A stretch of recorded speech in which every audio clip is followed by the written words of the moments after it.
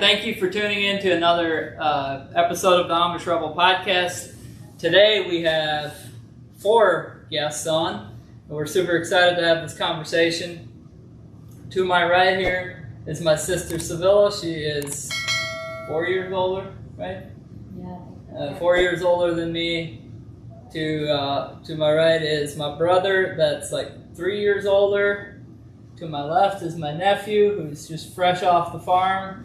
And my other left is my brother Dan he was on episode maybe 4 or 5, 6, somewhere early on.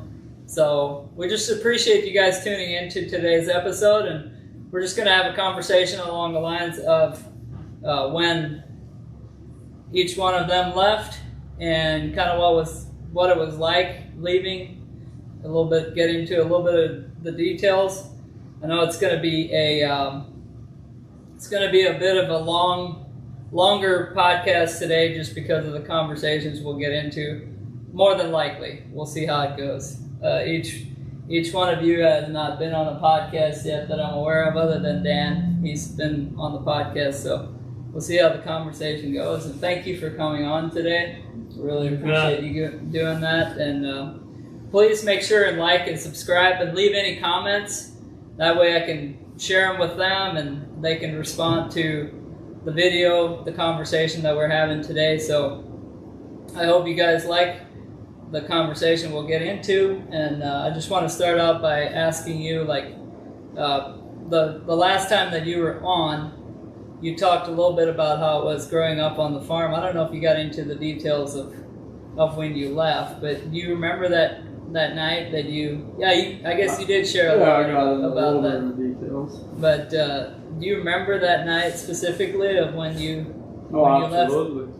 Yeah. So what was that like deciding to leave, and at what age did you decide to leave the Amish and get out? Well, when I fully committed to leaving, I was 17. But, I mean, as young as 12 years old, I was already wanting to leave. I knew at some point in my life I was going to leave and at least check it out, see if it's for me, because back then there was quite a few people that had left for short term. Some of my buddies had left, they went back to ended up going back, and then they'd leave again, they'd go back, and then I was like, well, clearly it's not for everybody. So I knew I wanted to try it out for myself and see if it's something that I like. And 17. Well, at age 17 you decided at age 12, but why is it such a big deal to leave? Like, why is it such a big deal to get out of the Amish? Well, for me it was never made much sense.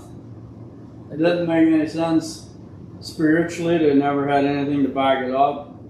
I remember asking my dad questions like, why do we have to wear black shoes? Well, that's the way Grandpa did it. Why do we have to do this? Because that's the way Grandpa did it. That's literally the only answer I ever got is, we do this because Grandpa did it. And so I and also it looked like a lot more freedom out there. Like, I can do what I want, I can drive a truck. I mean, to every little Amish boy, that's the dream, driving a pickup and a 4-wheeler or a dirt bike or whatever. So is that true, Jacob? Is that an Amish boy's dream? Because he just left like a month ago and he's just itching to get behind the wheel. Age 17, you don't have your license yet, but any time that you can drive a truck, like the other day, you were driving it around the yard. I mean, that's a pretty big deal, because now you can go back and brag to your buddies that you drove a pickup today, right? Yeah. So just leaving, like, for example, I put my shoe up here. This shoe is not. It wouldn't be a legal shoe to own in the Amish community. I mean, you are not allowed to wear shoes like this, even though it's a fully black shoe. It's got too much of a point in the front. It's too cut. It's cut too low. So those are the details that Dan's talking about. It's just all the little specifics that people don't realize that are a part of the Amish community. Yeah, and your shoe has to have or back when I was growing up, we used to have 7 holes on each side for the string to go through. That one only got 4. Yeah, that was definitely outlawed. I was thinking we gotta have a 5-inch shoe. That's a 5-inch tall shoe. Yeah. But we used to be able to wear them with the square toe like that. Square, but not as pointy, right? Yeah. You're not allowed to have. Probably not. Yeah, too much like a cowboy boot if you wear it like that. Yeah, it is. So, what was going to you, Liva? Like, what was your first like kind of memory of when you decided, hey, like I'm ready. Like I know I don't want to be Amish. Like this life is for the dogs, and I want to get out and try something else. I was 16 years old when I decided that I was going to leave. And I'd actually tried it when I was 16. I'd walked to a friend's house, and I had no intentions of going back home, and I didn't tell anybody. And they were pretty good friends of ours, but if I remember right, they didn't want to be in the middle of it because they were a family friend. And so they didn't want to get in between me and my parents. They didn't want that bad relationship. Yeah. And so that night, my dad and my older sister came and got me. I had no intentions of going back, but I chickened out to say, no, I'm not going home with you guys. Like I just went home with them. And I know Dad knew what my intentions were, but he never said nothing to me. But then I kept, Swell and I started going to a different church when I was probably 17. Yeah. Because we went to when you mean a different church, just a different community. You're right, different church in our community. In our community. Yeah. Because there's 2 or 3 different Fortune Trooper communities within the one community. Yeah. But they all have different rules and a little bit different rules. They're all very similar, just fine details, yes. And so then I kind of settled down with that for we went to church together for quite a few years, a couple years probably. Yeah. And then kind of settled down with that, and then I think we ended up going back to our other church towards the end there. And I was 19, just turned 19 in December, and it was February, and I'd gone to a friend's house, and their parents weren't home, so of course there's a big party there. So there's other ex-Amish out there, and everybody was, doing their thing, drinking and partying or whatever. And you mean Amish party? Well, yeah, I mean that was the thing. Big boom boxes. But I stayed the night at their house, and then the next day, of course, the ex-Amish kids that had just left started showing up, and they started talking to me. I'm like, well, if I leave, would you have a job, place to stay, And they're like, oh yeah, you bet. We'll find you a room to stay in. And I'm like, all right, I'm leaving. And then that night, 2 of my sisters came back there, and they're like, you're leaving? I'm like, yep, I'm leaving. I'm not going home. And then I left. Had $50 and a toolbox and the clothes on my back. Or tool bag. Tool belt and the clothes on my back, and that's what I left with.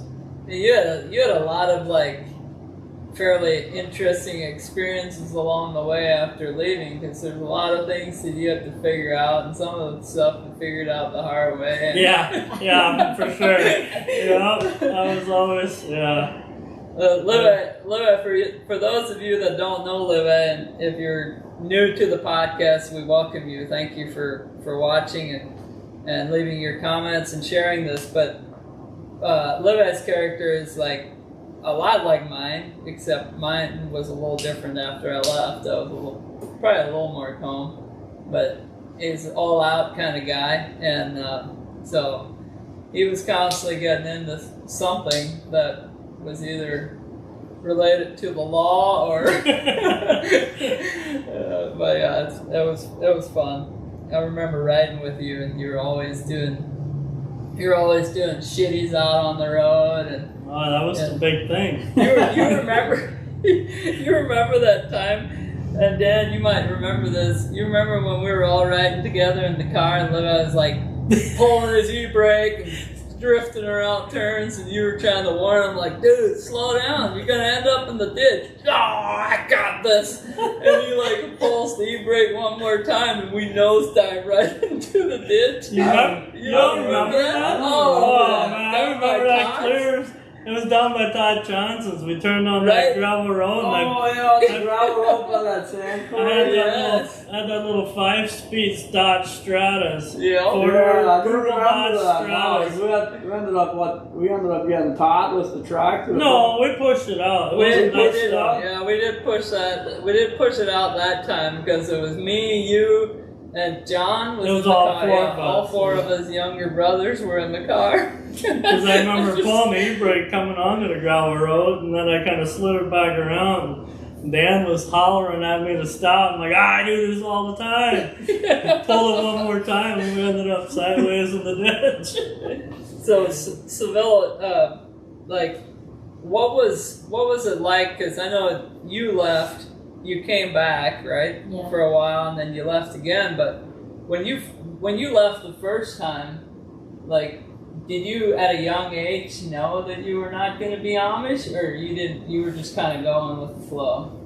No, I knew growing up that I was not going to stay Amish. I was like, that's not for me. At what age do you think? 8, 9, 10? Oh, I was probably older than that. I just remember thinking, I'm not having all those kids.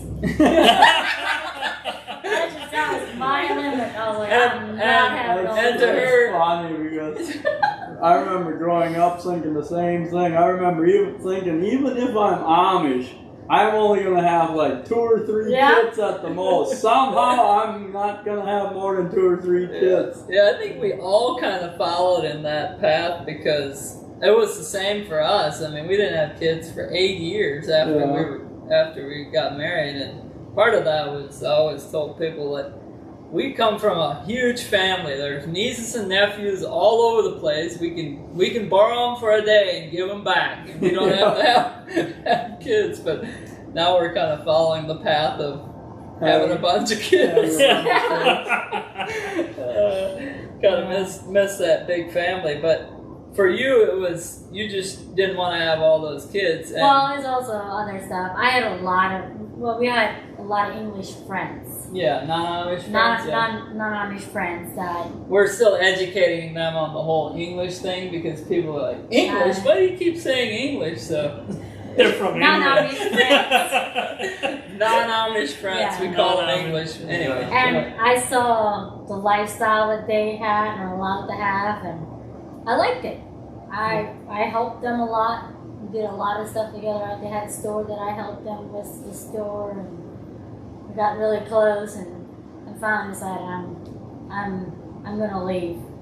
But I don't know, it lasted like 2-3 weeks. And so how old were you when you left the first time? I don't even remember that because I was fairly young. I was young enough. Yeah, I was 19 at that time. Okay. It was just before Katie got married. Oh, okay. Because I came back for the wedding. I don't remember. I like I said, it was 3 weeks. I think you I remember. 3 weeks, yeah. 3 weeks. Yeah. Then I came back and stayed.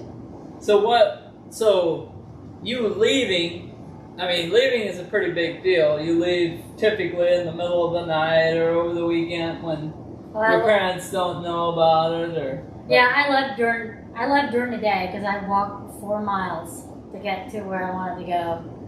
I was on a Sunday because my church was on an off Sunday from my parents' because I went to a different church. So I was at home when they left the church, so I was home by myself. Well, maybe I wasn't home by myself, I don't remember. But I just remember leaving and walking to where I wanted to go. So you left during the day. Yeah. Which is kind of unusual. It is. I left a letter. Yeah. Oh, you left a letter behind? Yeah, I left a letter behind. Gotcha. Yeah. See, I didn't leave a letter behind. Most most people do, but I actually went home and told Mom that I left. Oh yeah. Like I just went home and then I was By the in and out. time you left, you were already gone for a while, pretty much. Exactly. Well, I had gone on vacation, so like I had gone on vacation, and then when I came home from that vacation, I came home and I told Mom and Dad I'm never gonna be out this year. Like you might as well forget about it because I'm not coming back home. So at that point, they had put up with so much that I figured that's not much of a blow to them. And I think Mom was pretty relieved that I was not going to be Amish anymore. Well, at that time, I think the time you left, she had her face where she kind of knew. Yeah, she knew, and I explained to her, just for those of you that hadn't listened a lot or don't know, like I'm a Christian and I believe in God, and that's the reason why I left the Amish community. So I was explaining that to my mom, and because she had the same beliefs, she was very encouraged. Yeah. To see that, you know, that I was able to leave because of that reason. Because before that, before I had put my faith in God, like I was living a very colorful lifestyle. But anyway, I think. I don't know, it seemed kind of like Dad wasn't that upset either. But I was the last one to leave home, so that changed a lot. I mean, all of you guys, like, paved the way for me. Yeah. So it was a lot easier. Well, I paved the way for you all. Well, Mosey did. Well, yeah, but he came back. He just got married Amish and everything. And I know, but he still left. I think he was gone for 3 to 4 years. 2 years. No, 2 years. He was gone for 2. Oh, really? Yeah, he left when he was But 17 and he came back when he was 19 because he fell in love with his wife. That's why he came back, because he met his wife. It's because you're considering going back, right? Yeah. Maybe that's why you're going back. You have your eyes set on a girl that's Amish. Yeah. Hey, news drop here on the podcast. Jacob's got his eyes set on it. We'll keep you tuned. Maybe we'll be invited to the wedding, huh? Maybe. Amish Rebel Podcast. Now I started the Amish dating service. How do you? Yeah, you'll have to come back with your girlfriend and give them another explanation of how all this happened. That's awesome. Well, thank you. Is there anything else that you guys want to cover? Any other topic that you want to get into? I'll give a shout out to all of to everyone that's here. Well, I guess minus Jacob. Jacob's still figuring life out here in the real world, but Levi's got his own. He's got his own company doing gutters out of southern Minnesota. What's the company name? Countryside Gutters. Countryside Gutters. So if you're in the Minnesota area and you need some good quality Amish built gutters, just reach out to Countryside Gutters. And Dan is in southern Minnesota, similar area. What's your company name? Triple E Contracting. Triple E Contracting, and you guys do what? We do anything. Anything. Pretty much anything rather. You better be careful. Anything could mean. Well, I mean, we know one thing: he doesn't do gutters. We do gutters. We just hire you. Yeah, there we go. We do gutters too. We just hire him to get them done. Yeah. But no, we new construction, remodeling, windows, siding, roofing, drywall, painting, trim, flooring, kind of anything residential construction is. So if somebody needs a new house built, they should call you. Yep. And if they need a pole barn or a big building built, they should call you. Yep. Triple E Contracting. For all your construction needs. Yeah. Okay. There's the plug. I know who to call. So there's the plug. So Sevilla, you have your own. You have several companies, right? Yeah, I do. So what's the main one that you're very, very passionate about, that I tell people about all the time? I mean, you have two, but Well, I mean, I guess the essential cleaning company has been going the longest. Yeah. So. And she's incredibly good at it. If you want something clean, essential cleaning out of Worcester, Ohio. Yeah. Yep, the Worcester area. So give her a shout out. Follow her on social media. Each one of these guys has their own social media, so you can check them out there. And what's the other company that you got? Sevilla's Event Planning. Sevilla's Event Planning? Yeah. And trust me, it'll be done right when you hire her. That's one thing you can count on is her getting it done and getting it done right. We can definitely vouch for her on that, because when we were kids growing up, we knew, and I was telling a friend of mine this yesterday, I said, we always messed around down at the barn. And the house is up on the hill from the barn. So if you can visualize this, there's 4 little Amish boys playing in the barn, supposed to be doing chores. Throwing snowballs. Throwing snowballs, doing all kinds of stuff. And here comes Sister Sevilla out the back door. And we hadn't done a lick in the barn. Yeah. We knew. We had about 500 feet of distance to start getting stuff done. Make it look like we've been super busy the whole time. That sounds just about like my sister's a little. She's more like that too. She's a go-getter. Yeah. Must run in the name. Always try Or to she make tries to keep others in line. I Yeah. also remember you guys trying to make up stuff that you did the chores and I knew you didn't. Sometimes you caught on the fact that we just fluffed up the straw, and other times she didn't. Pushed all the old feet in front of the cow, so it Old looks like silage and corn, fluff it up, put a little new layer on Yeah. top. I caught on all the time, but sometimes there was no time to like do anything about it. So, one story that just like came to mind right now, that I know that we used to have creative ways to entertain in our family, because there's no TV, there's no radios, there's no electricity, there's no modern conveniences, so you gotta find ways to entertain each other. And one of the ways that we would entertain the girls while they're milking the cows is we'd take a cat and we'd throw it on one of them. throw it on the back of one of the cows. More entertainment for us than for them. Oh, it was definitely entertaining, because you do it in a way that they didn't even realize you were there, and all of a sudden the cow kicks that bucket out in the back, and they're like, what the heck is going on with this cow? Oh, it's very, very mean, but it was funny. It was funny. To a 7, 8-year-old Amish boy, it was pretty hilarious. Yeah. Anyway, thank you so much for tuning in today. That's gonna do it for today's episode. And if you enjoy this kind of setup and you enjoy us being on, we get together several times a year. So we'll try to make this more frequently if you guys like it. Please don't forget to like and subscribe, and we thank you for doing that. And share it with all your friends. And we'll see you in the next video.